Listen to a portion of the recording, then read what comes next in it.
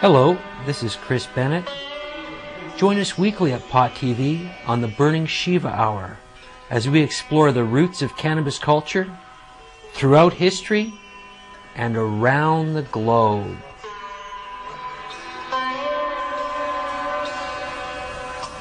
On pottv.net, home of the herb.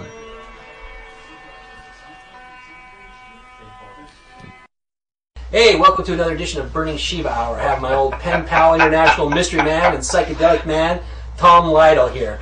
Hey, Tom, must have been writing each other for like over a decade now, eh? Oh, it's worse than that. It's the guys walked into my dream world, and I decided I had to work with them. And you published my first essay. Well, I recognize a nutcase when I see one, and so I grabbed hold of him, published him. And the rest is history. He helped me get my career started, publishing my many books, and no thanks. And I helped him, and we're old brothers, spiritual brothers as well as publishing brothers. And good God, it's the apocalypse, and we're here for the unveiling. Congratulations, we made it, pal. Yeah, we get to watch the end of the world. May we live in interesting times? Yes. Interesting times. Well. Good God, it's like I don't know what to say. I'm speechless. Yeah, well, it's a lot of fun. It's beyond interesting. I think the big thing to do is take part in it, man. Like, don't be an observer and watch. Be a character and play. Well, let's put it this way. 2003 is the culmination of many myths. Those myths involve the revealing of secrets. What was formerly initiatic and held secret has now been brought out into the open. In alchemy, there is a process where you take information and you bury it, and you keep it hidden away from light. And then after it's buried and fermented, it's brought forth back into the light. Such isn't just done with chemicals and objects. Such things are done with information, and information about specific subjects. The word. Psychedelics, off and on through history, has been brought into the light and then has been reburied. Information about it has been reburied. Now we're seeing a renaissance, a recurrence. It was buried down in the well. Now the truth about psychedelics is coming out of the well, and the purveyors, the people that are carrying the information on silver platters, are here. They're here in the open. They're speaking. That's basically the crux of my publishing, is to collect these pundits and experts from all over the world. Many of them are in universities. Many of them are authors. Some of them are sitting in ashrams. Some of them are in rock and roll bands. Some of them are living in cardboard boxes on the street or in squats. But they're there and they're speaking, and they're pissed off and they're loud, and they've got truth, and it's a big truth. I hear that, man. You know, well, I have to say, one of the things I found myself lately, I haven't been enjoying psychedelics because I feel like there's pressure to take care of things in the material world, to spread the word. It's like, now you got the word, spread the word. And that every time I trip now, I don't know, I feel like just a compulsion that I'm not accomplishing. Okay, when we as a culture rediscovered psychedelics in the 50s and the 60s, it basically blew our culture apart. It blew individuals' minds, and it blew the group mind of our culture apart, okay? One of the side effects of the original emergence of psychedelics into our culture was fanaticism, was the creation of cults. And in fact, some of the early researchers actually used terms like cultogen, which is a substance that, by its ingestion, creates a fanatic or a cult-like psychology. Now, that doesn't mean that when a person takes a psychedelic drug that they're going to see God and have a revelation and join a cult, although that happened in many cases. In the 60s especially, we saw the direct result of LSD manifesting in a variety of communes. For example, Stephen Gaskin and the Farm. Also the Hare Krishna movement. Charlie Manson and the gang on the dark side. On the dark side, Charlie Manson, the Divine Light Mission was basically, and Guru Maharaj Ji were just built basically from the ground up by psychedelic people. And then we later on started to have information cults. People like Steve Jobs and people involved with Apple Computer, as well as... those guys were trippers. Well, it says in his biography that before he would hire anyone for the original Apple core group, the questionnaire included, have you ever taken LSD? Wow. He himself acknowledged that LSD triggered insights and revelations and basically inspired him to come up with some software designs. And his Did he core, name it Apple, like because of forbidden knowledge, do you think? I don't know about that part, but I do know that part of his core group was Bob Wallace, who was a Microsoft employee, I think number 8 or 9. Bob Wallace is well known to the world of psychedelics. He was the owner of a very popular book service called Mind Books. He recently was found dead. He was his death caused a worldwide stir. UPS picked up on it and other things because of his influence in creating Microsoft. Wow. He basically retired on the stock that he got from Bill Gates, was a multimillionaire, took part of that money and basically started a psychedelic book service supplying knowledge to people all over the planet. Wow. That book catalog probably, you're familiar with it. Yeah. It probably lists, I don't know, 80 to 90 titles at a time, including all my 8 books. He doesn't carry mine because they're about pot. Nevertheless, he was an important player, and the point being is that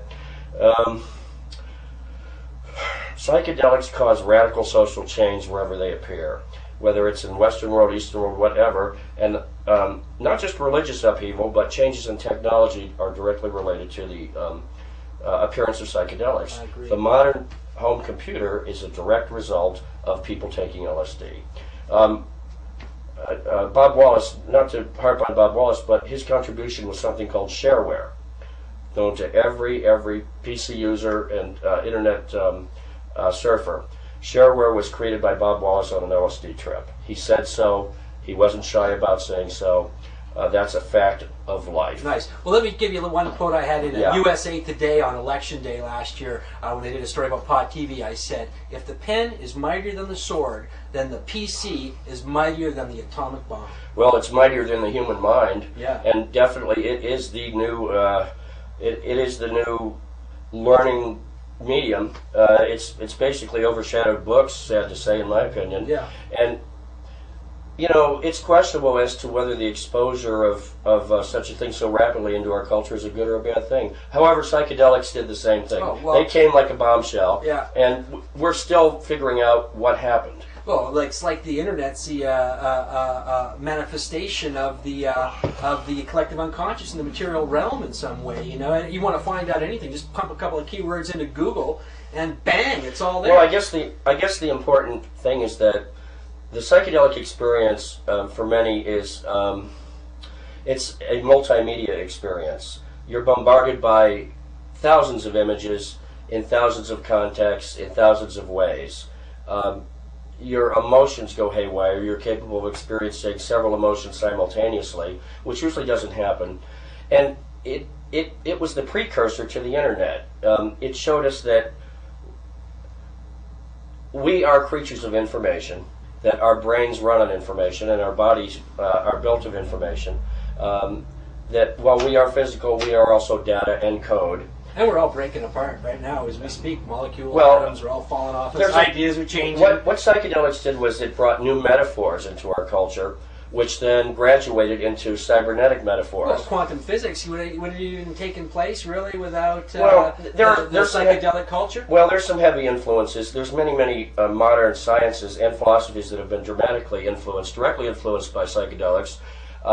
Besides cybernetics, there's a branch of mathematics called systems theory, which basically studies the behavior of large groups of people and large groups of machines with each other. That's directly came out of people that took LSD. Gregory Bateson and some other people. Nice. Well, Ralph Abraham. Ralph Abraham and Terence McKenna himself, the well-known pundit, prophet, some say, basically made his fame with by combining old-time religion with cyberspeak. Okay, and basically laced cybernetic metaphors over psychedelic mysticism and visionary states. He was the first of, I guess Mckenna was the first of the new cyber prophets connected with psychedelic use. What's your synopsis on Mckenna? Well, I've talked to him. I didn't know him too well. I knew a lot about. I've read, but first of all, I'm a big, huge fan of Mckenna. I have every book that he's published, as well as a lot of his unpublished things in my collection. I didn't know him personally very well. I published. How about his work, though? Well, let Do me you agree with that? Well, one of his most controversial works was a computer program called Time Wave Zero. Mm-hmm. This was a software game basically based on the I Ching, and it had to do with more or less an attempt to map out waves of novelty. And by that I mean he was attempting to fortune tell using a computer and fortune tell using psychedelics, and he used cybernetic metaphors. His programmer for Time Wave Zero, the guy that wrote the computer code, was a guy named Peter Meyer, who worked with me closely on my books. I published several of Peter Meyer's articles on Ganesh Baba and different psychedelic gurus and so forth. So I like Mckenna a lot. Never met him. I'm a student of Mckenna, like all of us are. Yeah. I really dug Food of the Gods, but I kind of felt that Mckenna got lost in the Bardo on his psychedelic trips, and he started taking a look at all the Bardoic images and thinking that that was it, instead of going further to the clear white light. I don't want to spend too much time on Mckenna, but my basic argument with him, which no one seems to have pursued, is that he tried to be all things to all people, and he tried to be too encyclopedic and have a say on every subject. And he fell short in many ways. He was brilliant in some ways. In other ways, he was just dead wrong, which has been proven after the fact. I don't mean to... certainly, it's not the time and the place to go into his shortcomings because of his recent death. But there does need to be further analysis and critiques of his work. And that's Food of the Gods is a brilliant book. What hasn't appeared in the press are critiques of his work. And that's what I'm waiting to see. Mm-hmm. Okay. Yeah, I could live with that. Yeah. And so, yeah, like the whole influence on science, that's just incredible. Carl Sagan, too, was like a pothead as well. Oh, yes. Well, there's not only Carl Sagan, but many, many, many important scientists, major filmmakers. It's just coming to light. Like I said, these things are just being revealed now. For example, Stanley Kubrick, the famous filmmaker who did 2001 and Eyes Wide Shut with Tom Cruise, was a major proponent of psychedelics, as are many, many important people in Hollywood and the sciences and in our universities. We do live in an oppressive time, especially in America. There is a war on drugs. People are afraid to come forth and speak. Others speak openly. These are interesting times. I collect the best of those that have the courage to speak, and I publish their work. My books are sold in 30 countries. And show him a couple of your books there, just to grab them up. This is the guy. If you want to find out about psychedelics, his books, Psychedelic Monographs and Essays, and other books, you got to have them. Well, these are my two most recent books. I started my career by publishing an academic journal called Psychedelic Monographs and Essays. It basically was sold to university libraries and collectors of psychedelic esoterica. I combined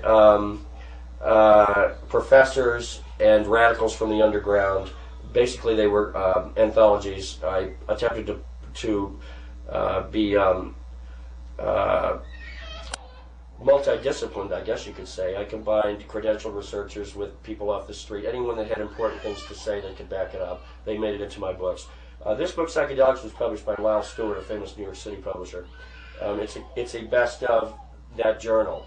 And this is what, Psychedelics ReImagined? Well, this is a book I did a couple of years ago. This is done, Psychedelics ReImagined, again, is an anthology. It's a collection of articles by different scholars, pundits, and professors, also underground radicals, all holding forth about psychedelics.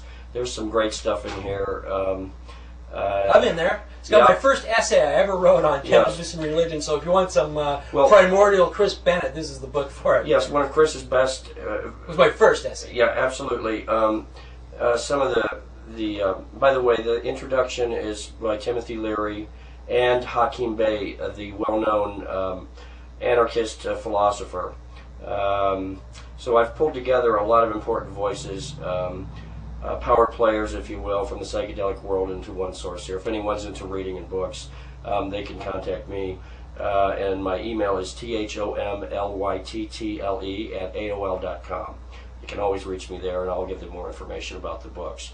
But that's not my only project. Yeah. Let's talk about your blotter art. You know, like you take like blotter sheets and you blow up the pictures. Everybody in the psychedelic world knows that when you buy LSD, it usually comes on perforated paper, and you tear off a little perforation and you swallow it. And what happened after the 70s was that this perforated paper started to have cartoon characters on it, different types of psychedelic art.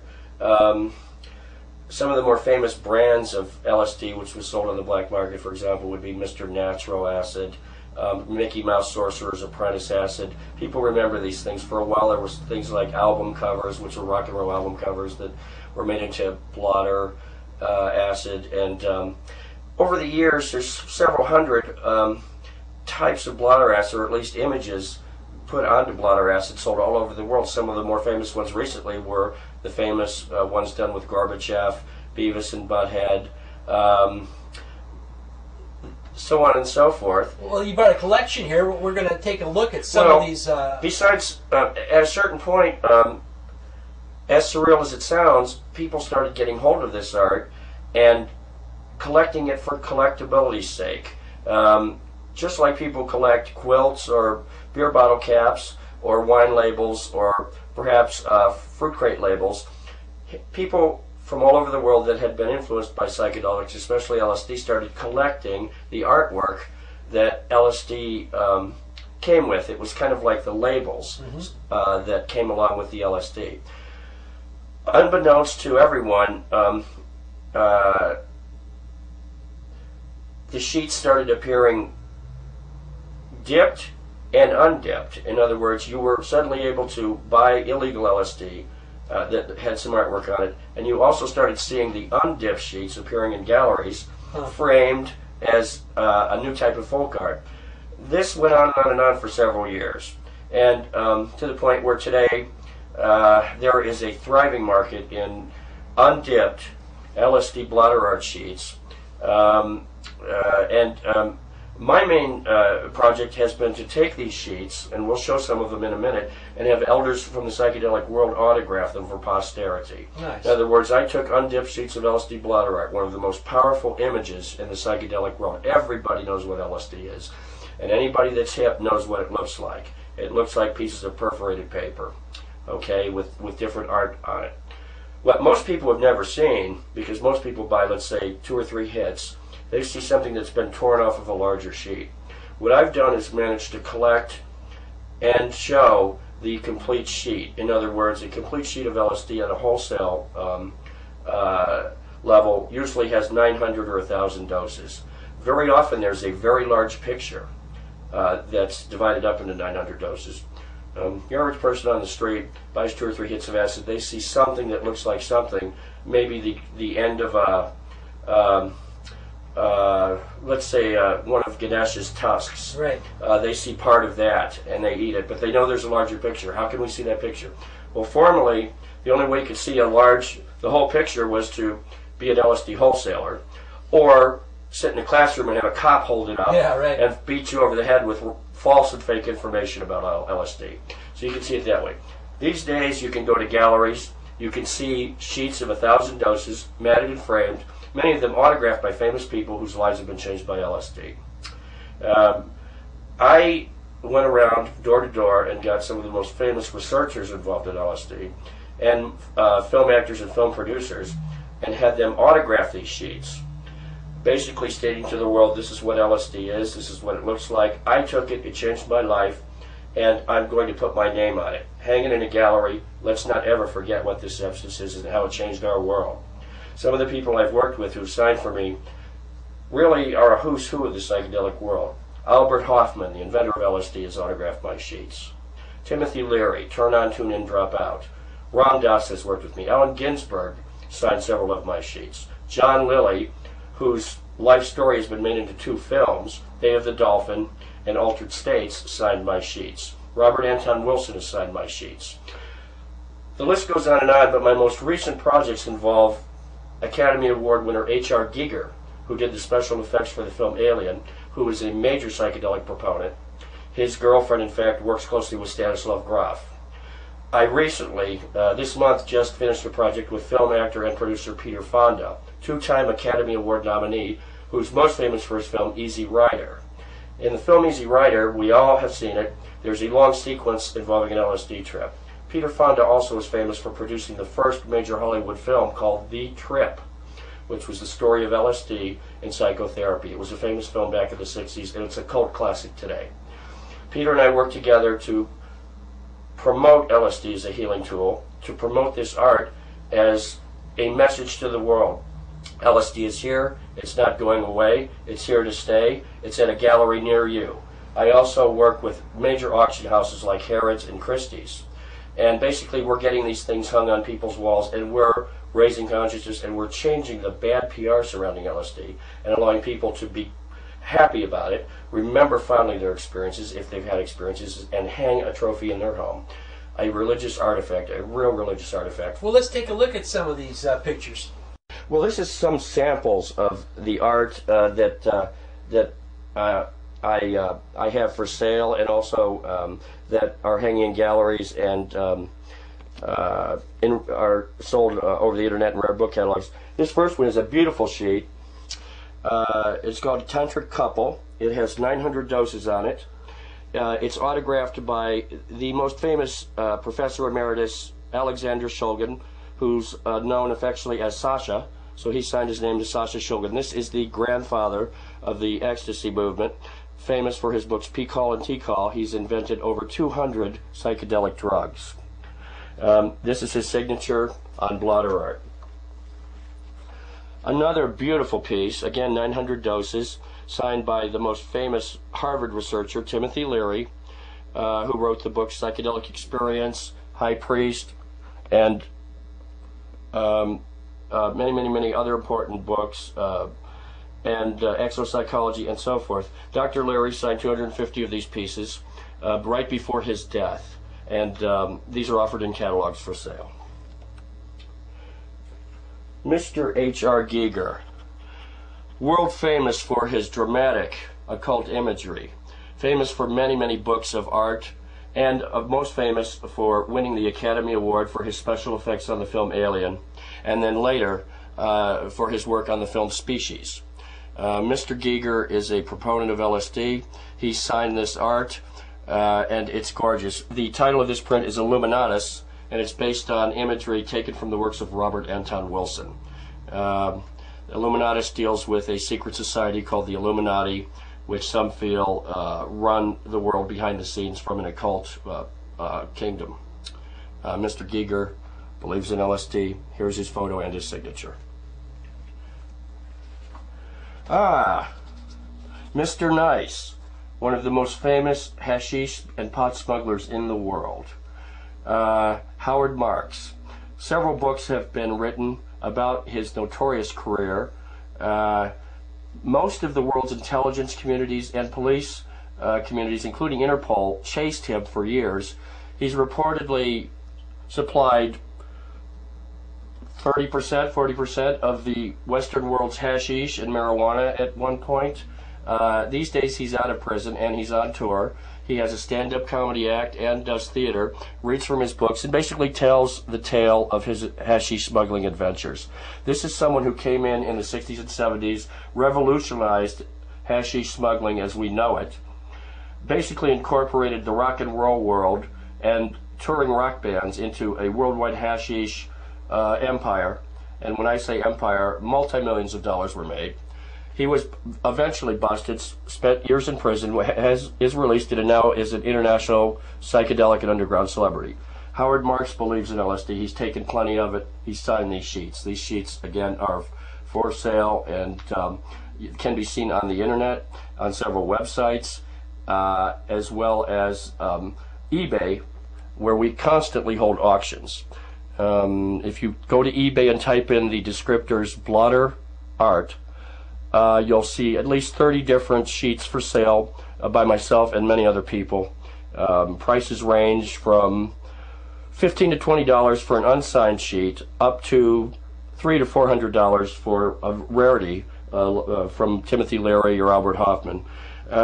Generally, the pricing on these types of autograph sheets run from about $75 up to about $200 to $300, depending upon the fame of the signer, the quality of the signature, and of course the quality of the images, the collectability of the art.